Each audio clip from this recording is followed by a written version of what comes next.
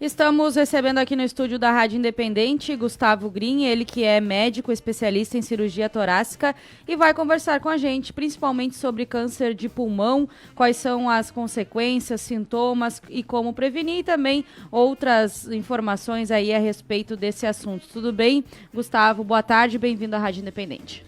Boa tarde, Ricardo. Boa tarde, Gabriela. Boa tarde, ouvintes aí da Rádio Independente. Tá? Então, meu nome é Gustavo Green, né? Eu sou aqui de Lajeado. Eu sou cirurgião torácico trabalhando aqui no Hospital Bruno Born, também no Hospital de Estrela e eventualmente hospitais aí da região. Para a gente falar primeiro de uma forma mais genérica, né, Gustavo? O que causa o câncer de pulmão? Quais são os primeiros sintomas? E o que vocês recebem de pacientes aqui também falando em Lajeado? Então, Lajeado é um centro oncológico, né? Ele recebe os pacientes que são suspeitos ou que tratam já câncer de uma região bem grande, que ela drena, acho que a 16ª região aqui, não toda ela, né, mas uma boa parte.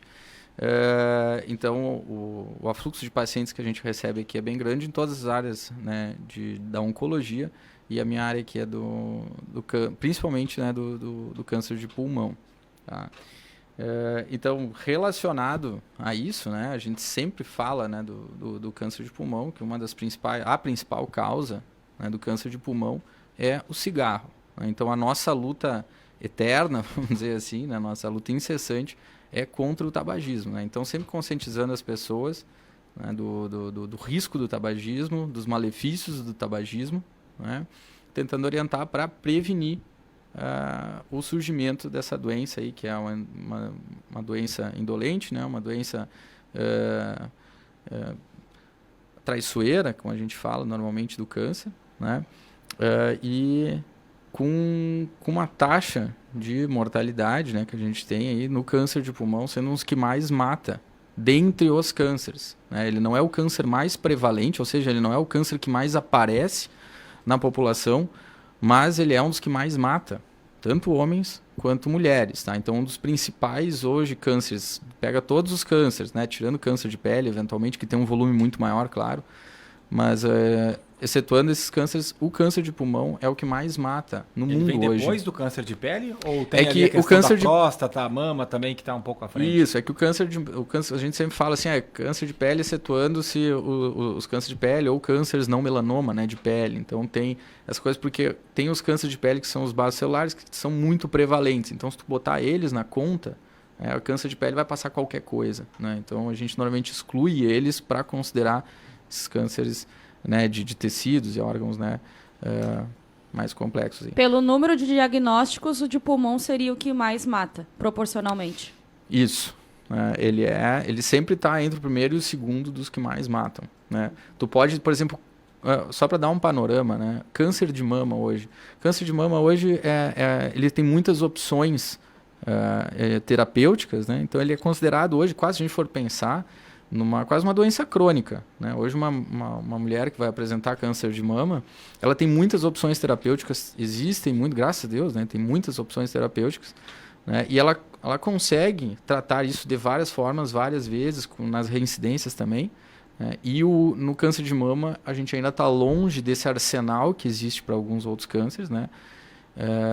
Então, normalmente, ele é o câncer nos estudos um dos que mais mata hoje, né? Mas assim, o câncer de pulmão também, nos últimos anos, ele foi um dos que mais apresentou novidades e opções de tratamento. Isso também é uma coisa bem importante, né? Porque a gente em qualquer hoje congresso sempre se fala, assim, os oncologistas, 20 anos atrás, 15 anos atrás, o câncer de pulmão sempre era o patinho feio, porque não tinha opção, não tinha o que fazer muito com o paciente. Tinha uma ou outra opção de quimioterapia, mas fora isso, depois, né, não tinha muita outra coisa a fazer. Isso mudou muito nos últimos anos. A indústria farmacêutica também sentiu isso e hoje investe muito. Então, a cada ano, a gente tem medicações novas, opções novas de terapia. Então, isso é uma coisa bem interessante para nós, o que nos mantém sempre atualizados também, né? Em relação ao tabagismo, a gente percebe, Gustavo, uma diminuição muito clara em pessoas fumando. Não só na região, mas no Brasil como um todo, né? Por tudo que foi feito. Agora, a gente sabe que a consequência ela não é de hoje para amanhã. Certamente tem muita gente que parou de fumar e que ainda vai ter consequência, aqueles que começaram lá atrás e que ainda estão fumando. Então, como é que vocês veem esse momento? Até quanto tempo a gente vai ter ainda essa repercussão de tudo que aconteceu em relação ao tabagismo e daqui para frente será que diminuirá? Ou tem o vape agora que está chegando também que tem uma preocupação? Exato. O tabagismo, de alguma forma ou de outra, ela sempre existiu assim, nas culturas, na humanidade. Assim, né? Então, tu pega indígenas, né, fazem uso de algum tipo de fumo, né, várias culturas no mundo, independente, sempre existiu. Tá? Então, assim, talvez seja um pouco de ilusão a gente acreditar que a gente vai acabar com o tabagismo no mundo. Tá? Mas, com certeza, pelas campanhas, pela alteração pela cultura, como está se mudando a cultura, né, não só no Brasil, mas no mundo, tem reduzido a incidência de câncer de pulmão também, é a consequência, né, associada à redução do tabagismo nos últimos anos. Né.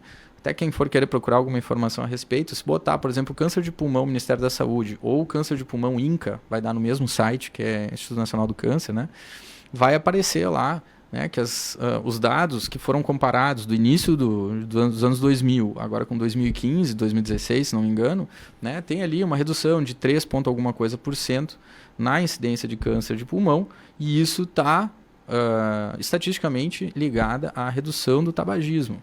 Né? A gente sabe que na história o homem sempre foi o principal, ele ainda é, né, o maior afetado pelo câncer de pulmão por causa do tabagismo. O homem sempre fumou mais do que mulher. Né?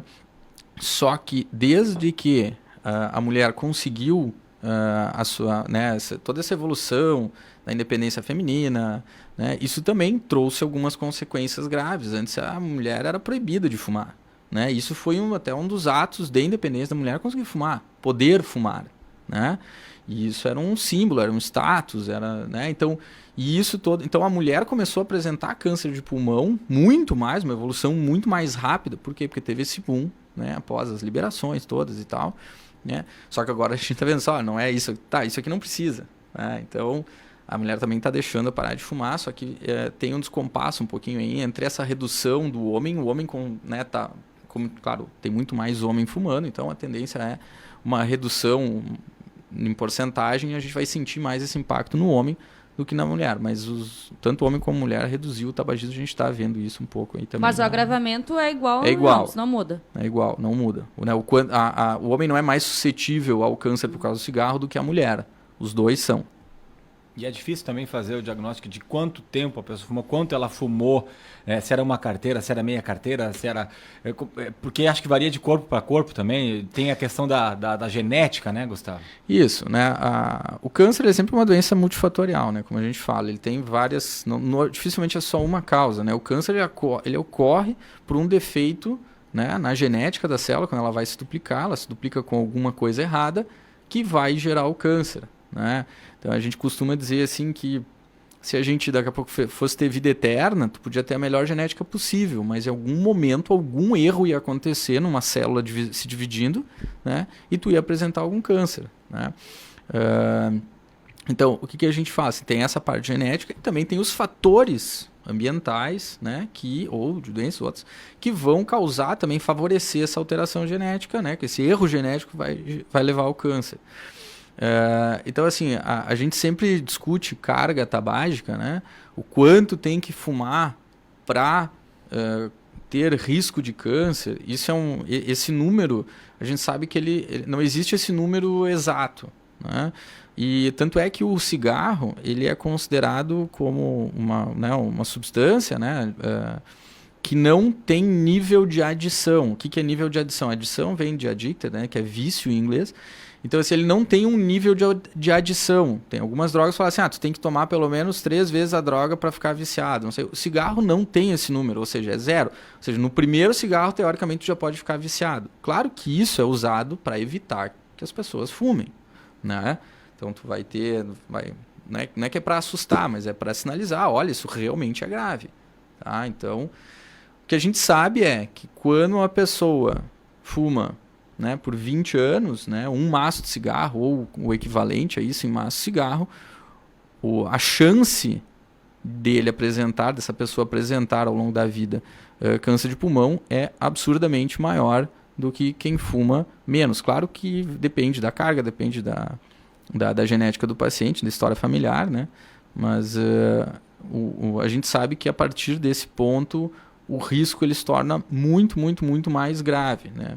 Mas sempre vai ter, por isso que a gente sempre... E a cura, né? Pode ter detectado ali o câncer, tipo, é mais difícil do que outros cânceres, se pega logo no início e com quanto tempo, né, de uso do cigarro que a pessoa vai ter isso diagnosticado no seu corpo? Então, isso aí, o quanto do uso do cigarro em relação a diagnóstico também é complicado. O câncer por si ele é uma doença traiçoeira, né? Então, se ele não dá, normalmente ele vai apresentar sintomas, né, como a gente fala quando já é tarde demais, né? Principalmente também câncer de pulmão, né, quando o paciente apresenta catarro com sangue, escarro com raias de sangue, por exemplo, isso é um dado bem importante e que normalmente assusta, né, que daí é que o paciente vai procurar ajuda, né?